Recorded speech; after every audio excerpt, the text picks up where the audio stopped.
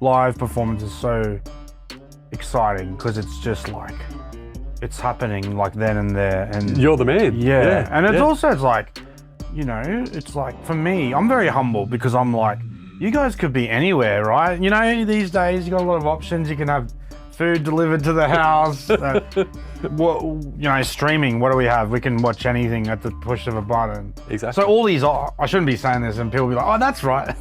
I don't have to go to your show. No. But to think that they're there, that is, I'm very humble because I'm like, thank you so much for coming. Shout out to Southern Slugs, Pete Oldfield and the gang there. They've got a wonderful event happening up there in Phuket in Thailand in December.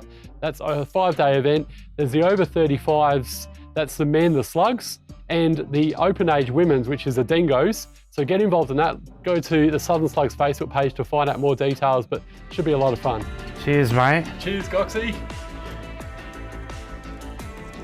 Oh, that's a top drop.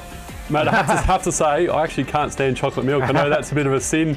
To someone that's very much part of the Marmalade Boys crew. I'm open-minded, you know.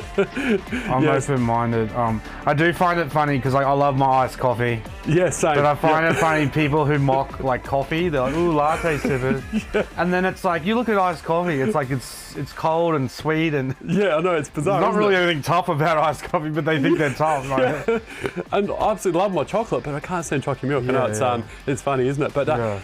Aaron Gocs, welcome to Comedy Legends with Bevo, live as well. Yeah, how good's thanks this? for having me on. I appreciate it. No, I reached out to you and then, you're like, you want to do it over online? I was like, no, I want to come in, Yeah, no, it's great to have you in the studio and obviously come over from Queensland.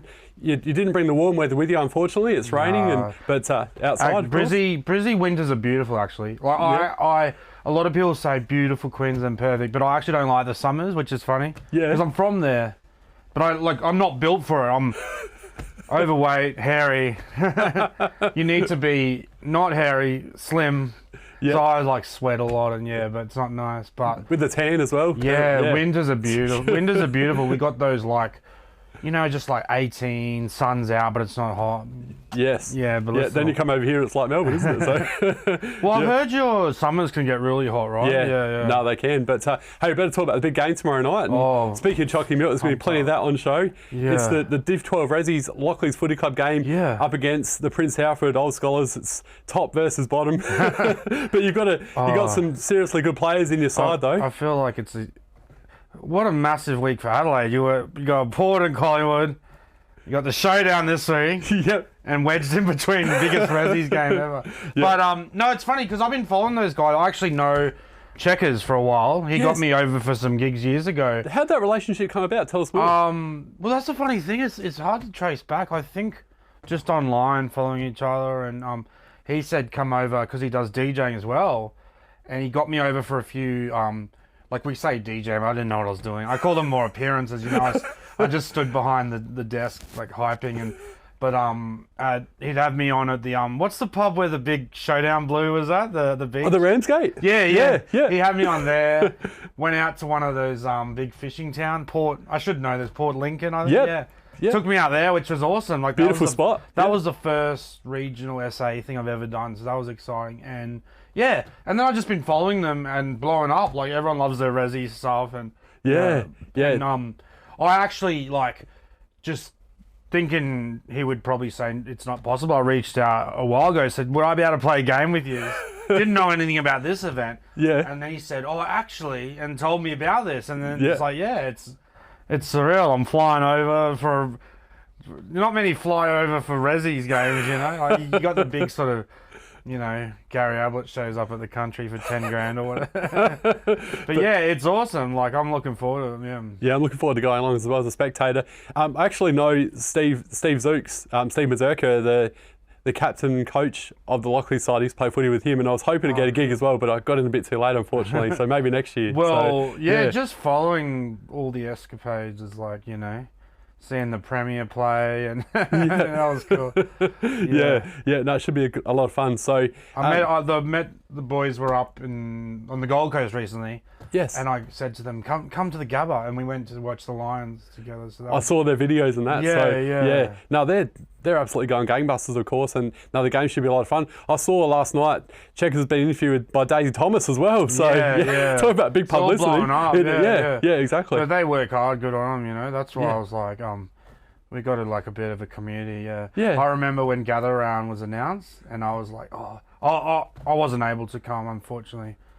But I was like, it's going to be a meetup of all the creators, or whatever they call it, content creator, you know. Yeah. Influencers. Yeah, that's the word, influence. Yeah. Yeah. But you know, it is like some people make fun of that. So it's not like we're like those girls who are calling up restaurants wanting a free meal and stuff. We got a little bit of a community going on. Yeah. No, good on you. And what are you looking forward to most about tomorrow night's game? Oh, probably. I've requested to go to the old school position of full forward. It doesn't really exist these days in the modern game, but because I played a little bit of footy, not much in Melbourne, but I was put into the pocket more. It was more that kind of worst player get out of the way thing. Because I grew up playing rugby league in Brisbane, mate.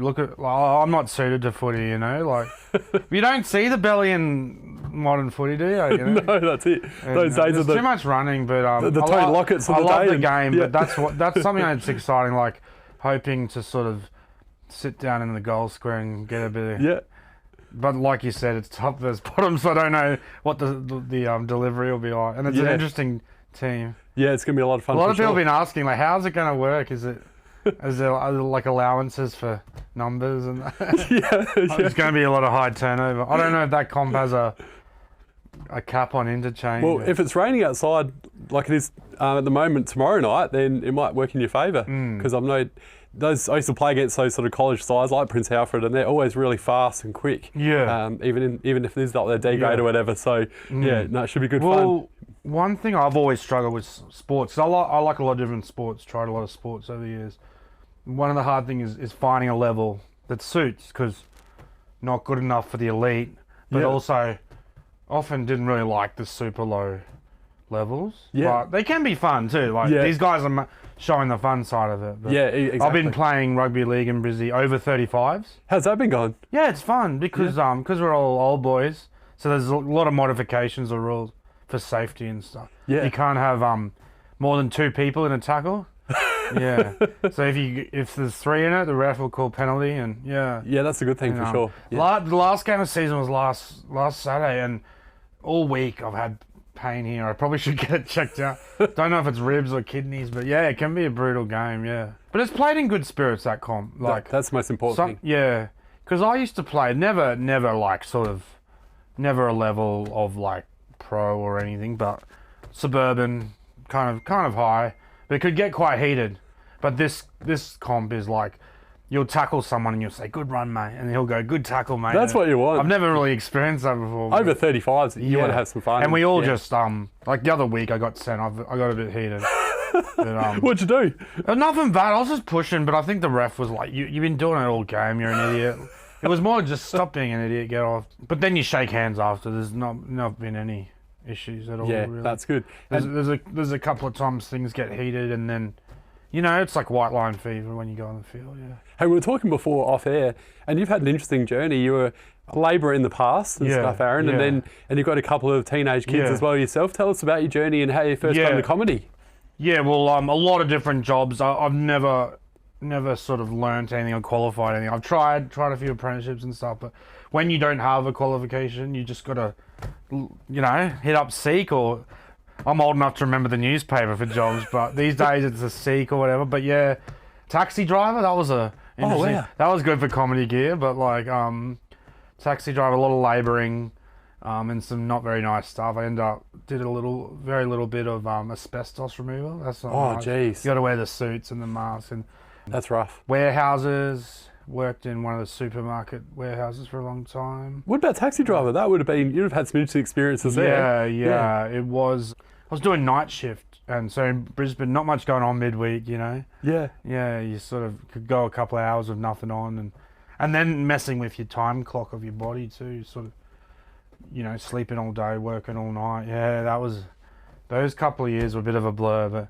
and people laugh about it thinking back to it, but the local comedy scene in Brizzy, I would sort of rock up to a gig, leave my taxi in front, and you had to keep it running or it would switch off.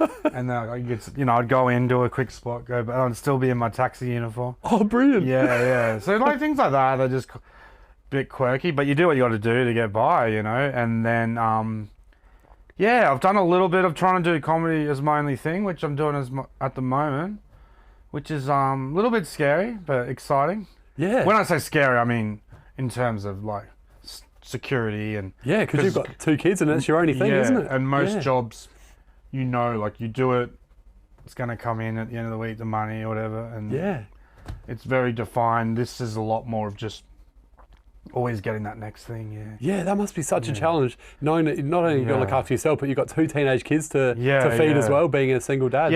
And it's funny because moralistically, like when I was young, I was like a little bit like, oh, why is everyone trying to get like brekkie radios? And now I can see it's wanting that like security or something, I mean, in terms of comedians and performers and things, people want that security, right? Yeah. And when did you first get that passion for comedy? Always been a bit of a funny fella, like a class clown. Yeah. But more of a class idiot. Always enjoyed making jokes. I've loved comedy, watching comedy things from a young age. Like, it was all around me.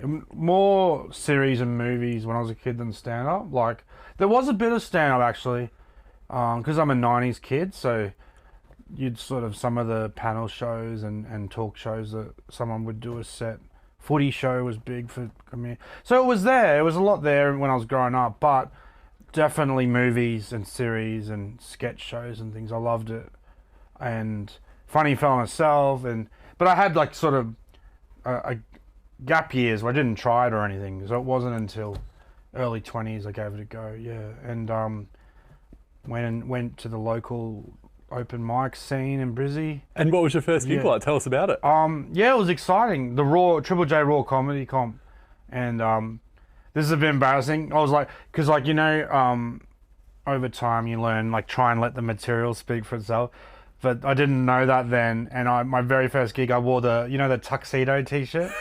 Yes. Yeah, so I wore that just to like, oh, he's a funny fella. And I don't know if it helped, but like, first gig, had a few jokes that were pretty bad, and the first time didn't progress for the Royal Comedy Contest. Came back again the next year, went through to the Queensland finals. Yeah, it was exciting. Yeah, so that was like, it gives you a little like, oh, keep at it, And then the next few years, very very slow progress because there wasn't a lot of gigs in Brisbane too. I was actually living in Sydney for a bit, but life was pretty hectic. My first daughter was born, and really doing a lot of hours of labouring work and things just to try and get by, so squeezing in a gig here and there, but kept at it. And then mainly the Brisbane scene for years, started to tour interstate, doing a few gigs down south, Sydney, Melbourne, and that was something that really pushed me along, because going down to Melbourne, you're sort of mixing with people on telly, radio, those sort of, like your Lawrence Mooney's and Lemos and these Luke sort of people. McGregor, Ronnie Chang, Celia Picol, those sort. And quite a few of them. They're lovely people. They would give me compliments. They like your act, and it's like, oh these guys like it. Yeah, that means a lot to me, and that's give you that confidence as well. And audiences as well. They're lovely audiences. And what's, I guess, your approach with this show is, because talking to different comedians with comedy legends with Bevo, and I always find it interesting just hearing the way they approach things. And some comedians like to hear relies so much on the audience. And do you do that a little bit yourself, or how do you sort of go into it? Oh yeah, I've seen that a lot with the they call it, like, I think it's like crowd work is a big, not so much me. I do like it, but I'm a little bit shy, a little, so I'm worried too. But yeah, if people want to be involved, I like that. I've found that over the years that not everyone, like, everyone's different, but some people like being a part of things. It's not everyone's cup of tea. Yeah. Some people would rather just watch, which is good, Yeah, but I like it. Like live performance is so exciting, because it's just like, it's happening like then and there, and you're the man. Yeah. And it's also, it's like, it's like, for me, I'm very humble, because I'm like, you guys could be anywhere, right? These days you got a lot of options. You can have food delivered to the house. streaming. What do we have? We can watch anything at the push of a button. Exactly. So all these, I shouldn't be saying this, and people be like, "Oh, that's right. I don't have to go to your show." No. But to think that they're there, that is, I'm very humble because I'm like, thank you so much for coming. And That's great. I'm a big believer in like, not to say money. Money is valuable. I'm not saying money isn't, but time as well. People's time. Like people will pay a ticket, right? But even to give you an hour of their time, because they're lit to and from their house too, can end up being 2 hours, can't it? Yeah, exactly. If you live out, so you've got to give them the best show you can. And yeah. And in terms of material, like, do you rely on being a father and also your labour stuff and your tax and stuff? Like, well, I try and mix it up. Like, that's the worst. Where I'm like, if I write something, I'm like, not the kids again. But sometimes it's just, if it's funny too. Yeah. Because like even. I'll talk a lot about sort of chalky milk and like Red Rooster and fast food and stuff. But that's my life, see, And that's what I first found funny is suburbia. Like the movie The Castle is a big influence, right? And that's suburban Australia. And so what made me laugh is, like Ressies love and looking at the Trading Post and all that suburban, like... Dale dug a hole, and there's so many great quotes that people love. The reason you love it because it's classic suburbia, right? Yeah, so true. And so the chalky milk, we were talking about this off air as well. Here I was thinking it was the Marmalade boys that came up with the idea, but it was actually yours, Aaron. No, I wasn't trying to paint it like that. I just meant I've been banging on about it, but no, we're good on them for like pushing it forward. Yeah. But my thing was always like. Without going too deep into it, like sort of alcohol and stuff, hit it pretty hard at a young age, and so went away from that. Yeah. And I was kind of like, when you see a lot of people like pushing beer and stuff, which is fine, but I thought, wouldn't it be funny if you pushed like chalky milk? It's kind of a kid's sort of drink, or like but it's also like tasty and refreshing. So, but one of the great things too, traveling around touring, is it is something that is unique to areas, right? I guess my thinking is, like, say, soft drink keeps longer, right? So you just see Coke and Pepsi everywhere. But the milks are more unique to the area, right? Like, have you ever been to Perth? Yeah. Well, I've only ever seen their spearmint milk. They're like, and it's weird, right? Like, and we've got eggnog here in SA, and not many other places would have that. Yeah, well, that's what I'm saying. Unique sort of brands, flavors. Like one thing I like here is the I think it's like French vanilla or something cappuccino. Or, but we've got some. But I love a lot of the Adelaide cuisine. Yeah, like our Farmers Union nice coffee. Yeah, pie floaters. Do you know Farmers Union nice coffee actually outsells Coke? Believe it or not. Wow. Yeah. It's. I think I've heard that. I think one of those, there's sort of facts you hear that are a bit quirky where they'll say, I don't know, there's like. What's that one? I think it's like the second most amount of Greeks in the world is in Melbourne or things like that. And I think that I've heard that where it's one of the few places that outsells Coke. Is it? Yeah, it's just I know once when I came in, Macca's had it. Is that, they still have it? I reckon they did for a while there. Yeah, I'm not too sure at the moment. So, hey, you've got, speaking of podcasts as well, you've got your own. Have a Yarn. Tell us about that and what that's all about. Yeah, so I was very silly for a long time. I regret it, but I put off podcasts because I wasn't a listener myself, which I am now, and I just said, thinking back, it's a bit silly, but I was like, every man his dog's got one. I shouldn't do it, but it's silly now. I think, that didn't stop me doing comedy, and there's a lot of comedians. And imagine if like your favorite band didn't start being a band. You just got to do stuff. That's what I realize now. But put it off for a long time, but I'm enjoying it. I'm loving it. It's a pretty basic format like this. I just get one guest in, chat to them, kind of follow their journey. Life journey, and fantastic. But my aim was to have a good spread of like comedians, musos, sportsville. Mainly just being comedians and musos so far. So if there's any sportsville watching, reach out. But that's it. I just meet people in my travels that are got interesting stories to tell, and sometimes it's just great. It's a bit selfish, but it's just great having the chat. And I forget like we're recording, if I wasn't holding the mic, That's what it's all about, isn't it? Had some awesome chats with people, and like Really, I learned stuff I didn't know about them. Well, we spoke before as well about Jared Goundry, who's a mutual friend of ours. Yeah. And believe it or not, Jared actually interviewed me as Legends of Bevo host. So he wore the Legends of Bevo polo one time and interviewed me like, as if he was hosting. That was good fun. Yeah. Yeah, so no, I do love being interviewed as well. It's good Sometimes, fun. like, you know, it comes to the time where we're supposed to stop and we just keep talking. It's so fun. It's good. Yeah, and you actually got a movie coming up as well called Emu War with Damien Power, fellow comedian. Tell us about that. Oh no, Damien. I don't think Damien's in it. It's got a lot of comedians. Oh, actually, that was different. I did doing a series with Damien. Sorry. I might have confused you, but yeah. So Emu War, based on a real event. It's a historical thing. I think it was over in West Australia, middle of nowhere. Not near Perth, but you can look it up. There's real. But we're the comedy version. We're just like, But coming out towards the end of the year, really exciting.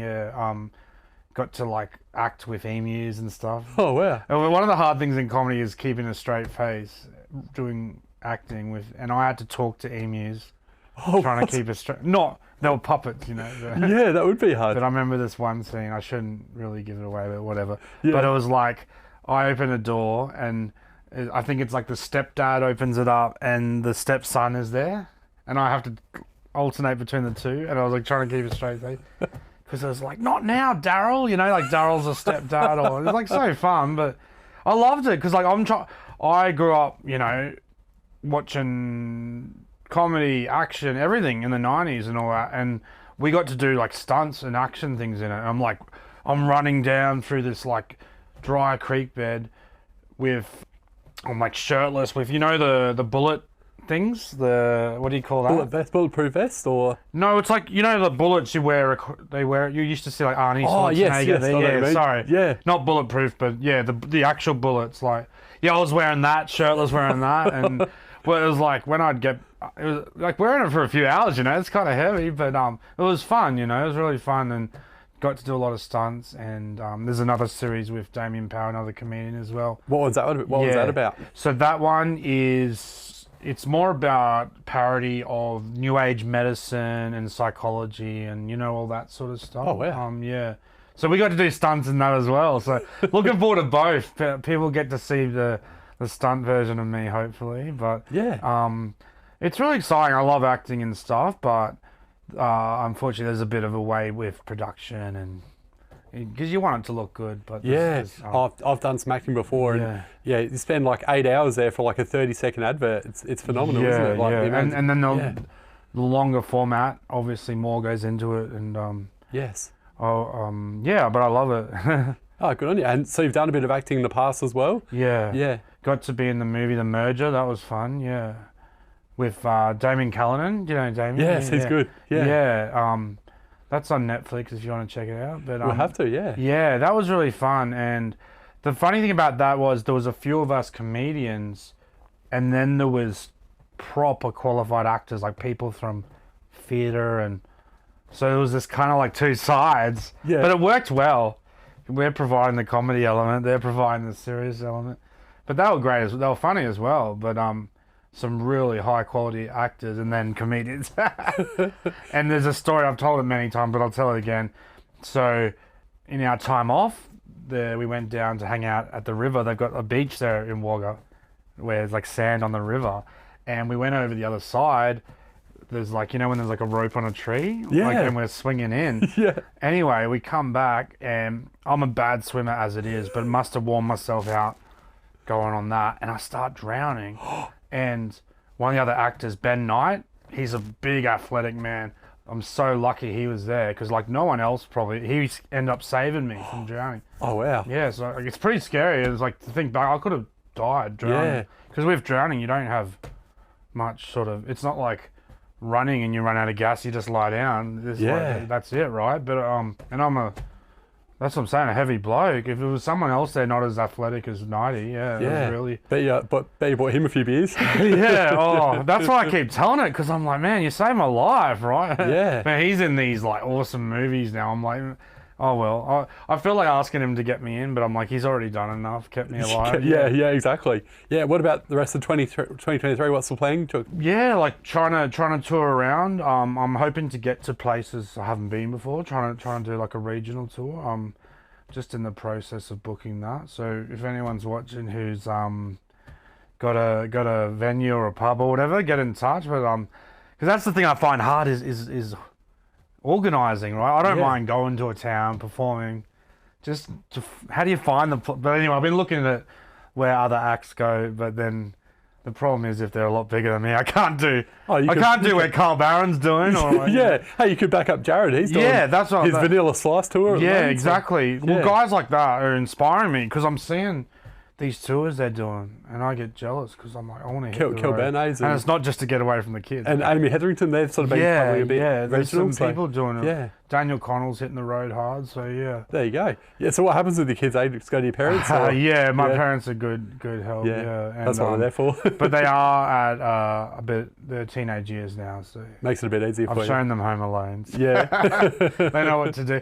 But in all seriousness, there has been times when it doesn't feel great to leave them, but like life isn't perfect, right? Like but you're trying to put food on the table for them as well. And as I said to you before, I think I said it off air, but there'll be times when doing this that I'm there when someone in a normal job, I say normal job, whatever, 9-to-5 labour. There's times when those sort of people wouldn't be able to take their kids to school or pick them up, and I've been there on those occasions. So, but there's trade-offs. I've missed birthdays. I'm not happy about it. I mean, I had to. I'm not saying I was down the road at the pub. It's a trade-off, Like, I'm doing what I love, and I want to give them a good upbringing, and they know that I'm not just out mucking around. Yeah. Like in my younger years, I would follow bands around, like do silly tours. This is like, trying to support my family. So I think it's so inspiring. I can relate to that as well.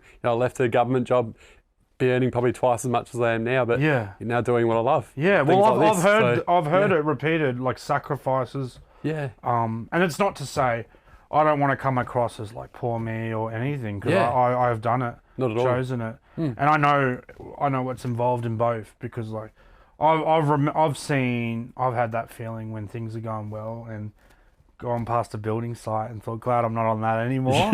But then there's also refreshing bank accounts, checking for things to come in. And, so there's a little bit of like, it's tough, isn't it? And being putting yourself out in public, there's a little bit of sometimes there's like trolling and stuff. Yeah. And what about next year, Adelaide Fringe? You going to come over for it? Yeah, I think so.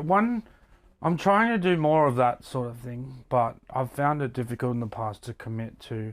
I'm not so sure about. I've never done Fringe, so I'd like to do it, but in terms of like Melbourne Comedy Fest, right? You have to have all of your things in very early, like so it's an April festival pretty much, and you have to have everything in by October, like your venue, your registration. Oh wow! And I found that hard because I don't know. It's very hard for me to commit.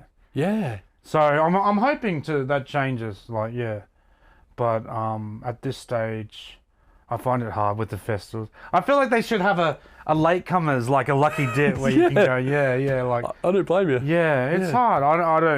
I'm not trying to make a comment on if it's right or wrong or whatever. Like I'm sure, like Melbourne Fest is a huge festival. There's like 400 shows, so that's probably why they want to get everything sorted and. Yeah. It's a massive festival, but I guess you can always bring your kids over to Adelaide and have the fringe shows. Well, see, what happened this year was I did a show in Melbourne during the fest, but it wasn't officially like registered with the fest, right? So, it is what it is. I wasn't trying to be rogue or anything. It's just like I said, how I find it hard doing it official. Yeah. But that means I wasn't on the festival's brochures and websites and program and all that, which makes it hard as well. But I can try and use my socials like Facebook. But you're not getting that same publicity though as other comedians. So you miss out on that. People who go through the program looking for a show, and But I think that's changed a lot over the years too. Like, Yeah. a lot of things are online now. You mentioned before about the trolling, because Yeah. everyone goes through it. That's online now, and it's just horrific. Yeah. How do you respond to hecklers and those people that give you a hard Yeah. time? I've been pretty lucky where I haven't had heaps of it over the years, but I do get a bit. The main thing is because I'm using Facebook and things, so I know it'll pop up. You know how all their algorithms and things, so it pops up on people's things who don't want it. So I do see comments like, "What's this? I don't get it." People will tag someone and then they'll go be angry at that person for tagging them.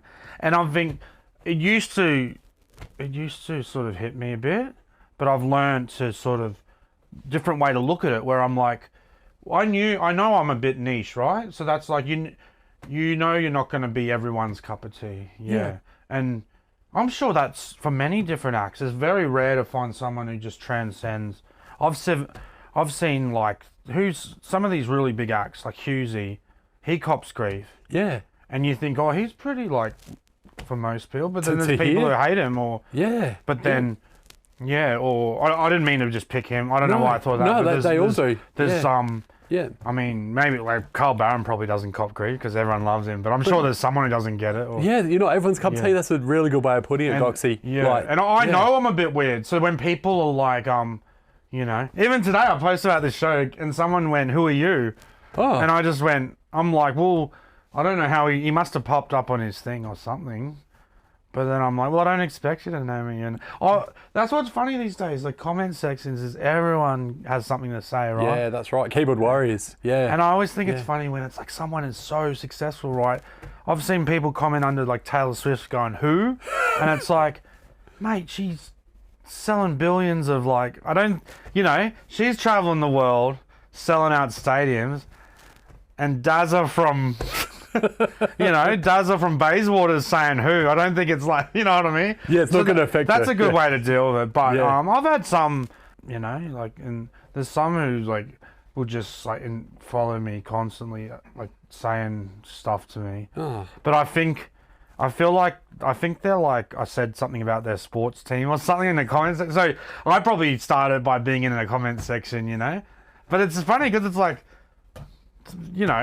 sports, it is what it is. Yeah. We're all just stirring each other up, but people take it to heart. You just got to take it with a grain of salt, don't you? It's the same as comedy. When you do a show, I'm sure you've dealt with hecklers before, and you just got to ignore them and know there's lots of great people in the room that are enjoying what you do. So at the end of the day, it's like, I just hope to get, like, make some people happy, make them laugh. And I know I'm not everyone's cup of tea. It's a great attitude. And it's like I said, there might be 30 at a show, 40, whatever. Like, the numbers fluctuate, but I'm stoked that they're there. Like, you didn't have to be here, I'm glad you're there. You could have been at home or whatever. Yeah. And you came.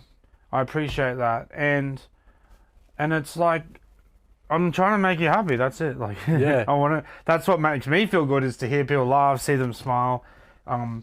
I get feedback from people, send a message, say I like that thing you did, and it means a lot to me. And 100%. And I've had that feeling with performers, like a band or a comedian, or that they've made me feel great. It's so the best, it's good isn't to it? give that to someone. Yeah, and the same as when I get feedback that it's been a good interview or something that I've done. Yeah. It just makes you feel nice, like absolutely knowing that you make a difference in someone's life. So, no, I totally agree with that. Well, Aaron Gocs, thanks so much for joining thanks us. so much. Comedy Legends, mate. I appreciate it. Absolutely awesome to have you, and all the very best for tomorrow night, and look forward to seeing you down there. Kick a few talks. yeah, exactly.